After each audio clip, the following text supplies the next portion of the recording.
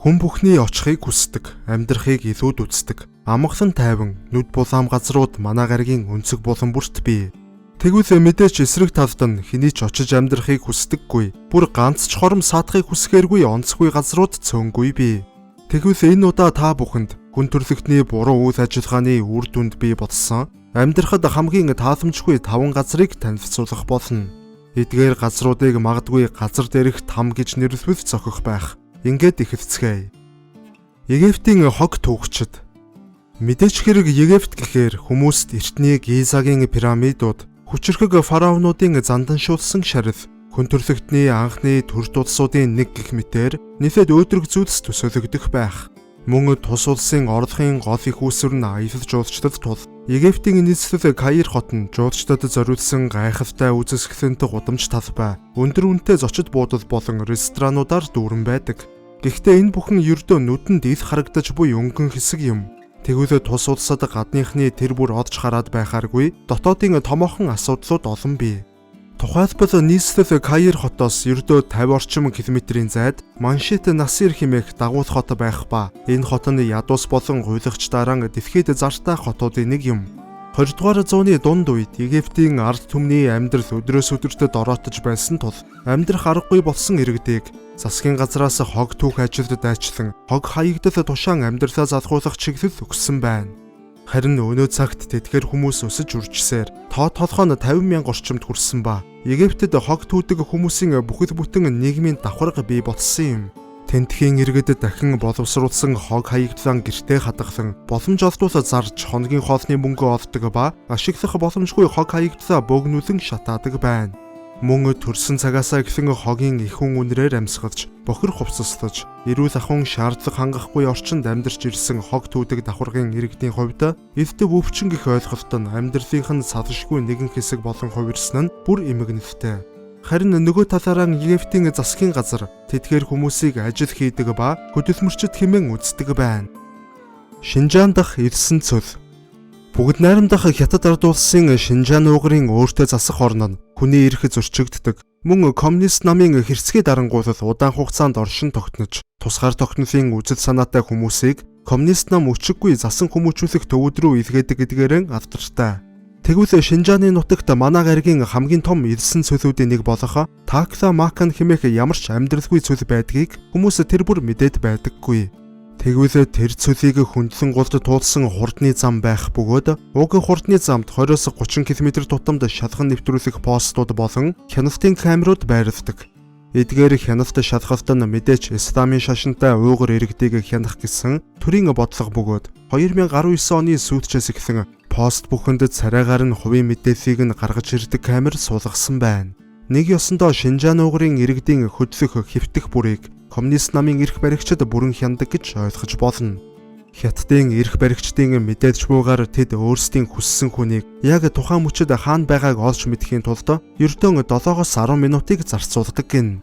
Шинжаан иргэдэг хатуугаараар хяндаг нь мэдээч тэдний салан тусгаарлах үзэлтэй нь ягт холбоотой бөгөөд Манччин гүрэн задран унснаас хойш Шинжааны иргэд зүүн Туркменстан гэх улсыг байгуулахаар олон жил цус асаргуулan тэмцэж байгаа юм.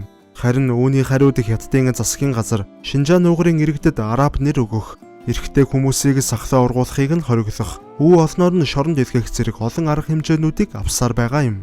Камбожийн менжүүлсэн талбай. Камбож нь нэн эрт цагаас нэлээд ээдрээтэй түүхийг туулсаар ирсэн улс юм. Манай эртний 550 он хүртэл Камбож нь хүчирхэг эзэнт гүрэн байсан ба хөрш зэрэгэлдээ орших Лаос, Вьетнам, Таиланд зэрэг улсуудыг өөрсдийн иргэшилд оруулан захирч байв.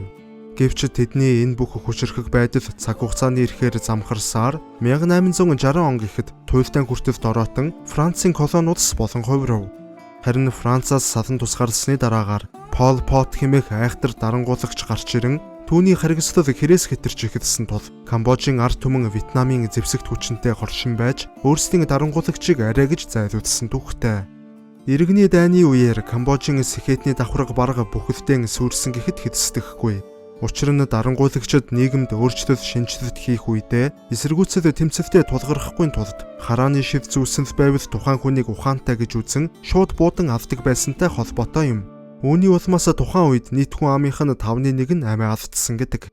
Гэвч энэ бүх үйл явдлаас өмнө дэлхийн 2 дугаар дайны үед Францын колони байсан Камбожийг Японы арим эзлэн түрэмгийлж Их Британи болон Францын зэвсэгт хүчний эсрэг бэхлэлт босгох үүднээс тус улсын газрын болон усан хилийг бүхэлд нь минжүүлсэн байна. Харин дайны дараа тусгаар тогтнолоо дахин олж авсан камбожчууд усны минийг бүрэн аюулгүй болгож чадсан боловч газрын минийг өнөөдрийг хүртэл бүрэн аюулгүй болгож чадаагүй байна. Үүний үр дүнд өнөөдрийн байдлаар Камбож улс нь дэлхийн хамгийн их тесрээгүй минийг агуулдаг улс болон хувирсан юм.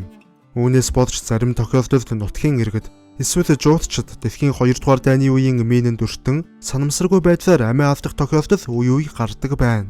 Бүр тодруулбал тэдгээр минүүдээс болж жил тутам 1000 орчим хүн эд эрхтэн болон амь насаараа хохирдог аж. Филиппиний алтны уурхай. Филиппин улс нь мөн л манай гаригийн аялал жуулчлалын голлох улсуудын нэг.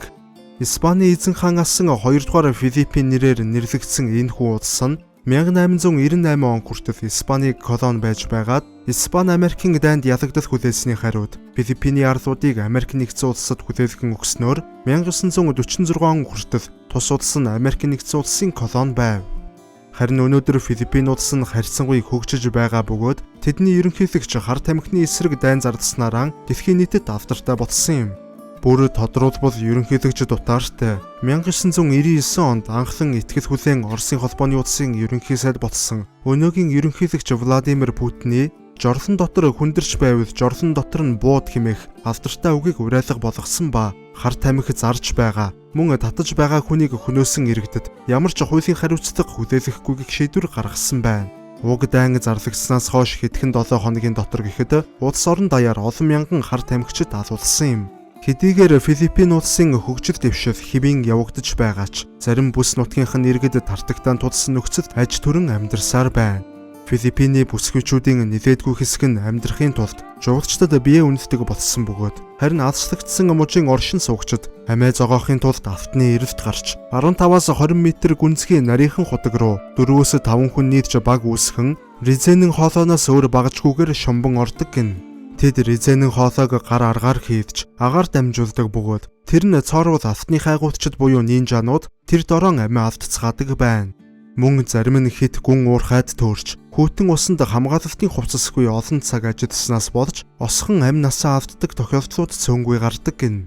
Алтны эрэлт гарсан хүн усан доор нийт 6-8 цагийг өнгөрүүлдэг бөгөөд хариуд нь нэг л өдрийн хоолны мөнгө олдог гин.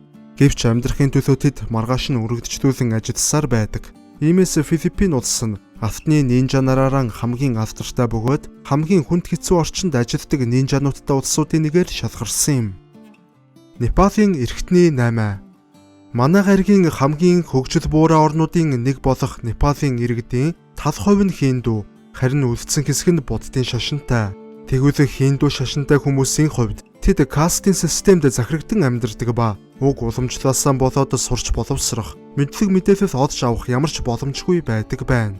Тэгвэл тэдгээр харлахын иргэдийг олон улсын эрхтний 8-ачид овоо хараандаа хараад овоо олон жил өнгөрчээ. Бүр тус улсад зөвхөн хүний бөөрийн 8 хийхэд зориулагдсан тусдаа тосхон хүртэл байгуулагдсан гэд бод. Непал улсын ихэнх иргэд шуудангийн марк зарж удсан мөнгөөрөө амьдралаа залгуулдаг нь тэдний ядуу дорой байдал ямар төвшөнд явааг эвтгэх мэт. Эрхтний 8-ачид хүмүүсийн мэдлэг боловсралгүй байдлыг ашиглаж тэдэнд бөөрэ авахулснаар ямар ч эрсдэл учрахгүй буцаад урах шахдаг эрхтэн гих мэтээр тайлбарлаж тархийг нугаадаг байна.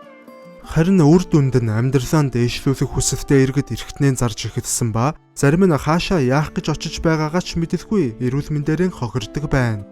Бөөрөн зарсан хүмүүс ойролцоогоор $500-аас $1000 авдаг бол нэн ядуу хүмүүс нь ердөөлөс сүрлэн овоохоогоор бөөрөн сольдог гин. Өдгөө Непалийн засгийн газар уг хууль бус эрхтний 8-ыг таслан зогсоож хүчрэхгүй байгаа бөгөөд хүн амынх нь 1.5% нь өрөөсөн бөөрөө ямар нэгэн байдлаар худалдсан байдаг гин.